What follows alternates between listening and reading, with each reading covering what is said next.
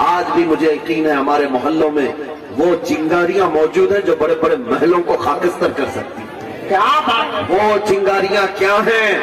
آگ کی نہیں، عشق مصطفیٰ کی چنگاریاں واہ واہ واہ، الحمدللہ موجود ہیں۔ لہذا اب میری گفتگو کو میں سمیٹتے ہوئے آپ کے سامنے بات رکھ رہا ہوں، خوف اور ڈر سے آپ کو نکلنا ہوگا، کچھ نہیں ہونا۔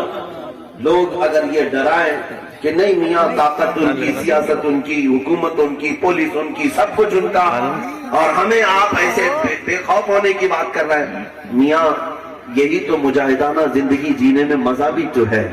اگر ساری تعداد تمہاری ہو، ساری حکومت تمہاری ہو، ساری طاقت تمہاری ہو، پھر کس بات کی؟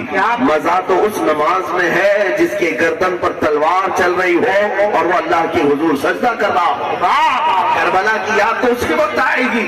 ہاں ہونے دو، ساری طاقتیں قوتیں ان کے پاس ہونے دو، سارا مال، ساری دولت، ساری طاقتیں، مشنریز، سب کچھ ان کے پاس ہونے دو، ڈرنا مت میرے عزیزو، پوری دنیا ان کی طرف ہو، میرا مصطفیٰ ہمارے پاس ہے، گنبد خضرا کے تاجدار ہمارے پاس ہے، اللہ کی مدد ہمارے ساتھ ہے۔ اور اعلیٰ حضرت نے کتنا بہترین ہمیں سمجھایا تھا، خوف نہ رکھ رضا ذرا، تو تو ہے عبد مصطفیٰ، خوف نہ رکھ رضا ذرا، تو تو ہے عبد مصطفیٰ، تیرے لیے امان ہے، تیرے لیے امان ہے۔ اور بارگاہ مصطفیٰ میں اعلیٰ حضرت نے کیا کہا تھا جانتے؟ اعلیٰ حضرت کے زمانے میں انگریزوں کا دور ہے، اور وہ تو ایسے ڈکٹیٹرشپ کہ جمہوریت نہیں تھی، جسے پکڑے مارے، جسے چاہے قتل کرے۔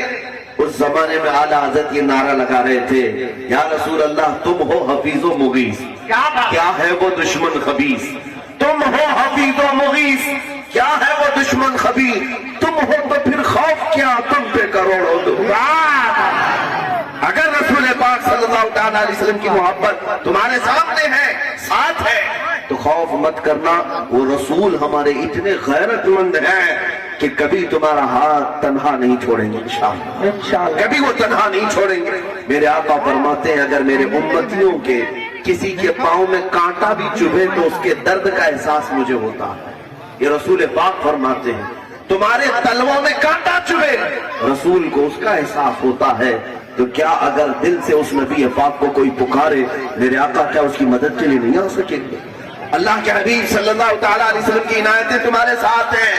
میرے عزیزوں ہم نے تجربہ کر کے دیکھا ہے، دو نوجوانوں کی بات میں تمہارے سامنے رکھ کر کے جا رہا ہوں، جیل کے اندر ہے، اور انہوں نے ایک چٹھی میں لکھ کر کے بھیجا کہ وہ نوجوان ریپ میں یا چوری میں مرڈر میں گئے ہوئے نوجوان نہیں ہیں، میرے مصطفیٰ کے نام پر گئے ہوئے، ناموس رسالت کے نام پر، حضور پاک صلی اللہ تعالیٰ علیہ وسلم کی عزت پر۔ لیکن جو بات میں کہنے جا رہا ہوں وہ سنو توجہ سے، کہ انہوں نے خط میں لکھ کر کے بھیجا کہ شب برات کے وقت، رمضان سے پہلے شعبان میں رات تھی اور ہم عبادت کے لیے اپنے کمرے میں یاد کر رہے تھے کہ سارے مسلمان آج مسجدوں میں ہوں گے، اپنی اپنی عبادتوں میں ہوں گے، ہم جیل میں بیٹھے ہوئے ہیں، کوئی ہمارا رشتہ دار بھی نہیں، کوئی دوست و احباب بھی نہیں، وہ نماز کے لیے اپنے ہی کمرے کے اندر تیاری کر رہے تھے، کہتے اچانک اتنی تیز روشنی ہمارے کمرے میں آنے لگی، بہت تیز روشنی، اتنی روشنی آئی کہ آنکھیں چندیانے لگی، تھوڑی دیر کے بعد ہم دیکھ نہیں پا رہے تھے کمرہ اتنا روشن کیوں ہوا۔